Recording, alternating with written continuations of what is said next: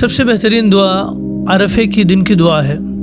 اللہ کے نبی صلی اللہ علیہ وسلم نے ارشاد فرمایا کہ سب سے بہترین دعا عرفے کی دن کی دعا ہے۔ اس دن میں سب سے بہترین ذکر جو میں اور مجھ سے پہلے آنے والے نبیوں نے کیا ہے وہ ہے لا الہ الا اللہ وحدہ لا شریک لہ لہ الملک ولہ الحمد وہو علی کل شیء قدیر۔ تو عرفے کے دن اس دعا کا ہمیں اہتمام کرنا ہے۔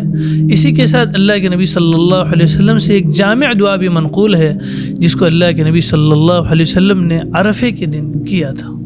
وہ دعا یہ ہے اللہم انک تسمع کلامی وترى مکانی وتعلم سری وعلانیتی انا البائس الفقیر المستغیث المستجیر الوجل المشفق المقر المعترف بذنبه أسألك مسألة المسكين وأبتهل إليك ابتهال المذنب الذليل اللهم لا تجعلني بدعائك شقيا وكن بي رؤوفا رحيما يا خير المسؤولين ويا خير المعطين۔ کیا ہی پیاری دعا ہے، آئیے ذرا اس کے ترجمے پر غور کرتے ہیں۔ اللہ تو ہی میری بات سنتا ہے، میرے مقام کو دیکھتا ہے، میرے ظاہر و باطن کو جانتا ہے، تجھ سے میرا کوئی معاملہ پوشیدہ نہیں ہے اور میں مدد کا محتاج اور پناہ کا طالب ہوں، ڈرنے والا اور گناہوں کا اعتراف کرنے والا ہوں، تجھ سے مسکین کی طرح مانگتا ہوں اور ذلیل و گنہگار کی طرح عاجزی کرتا ہوں، ڈرنے والے کی طرح تجھے پکارتا ہوں جس کی گردن تیرے سامنے جھکی ہیں، آنکھیں بہہ رہی ہیں،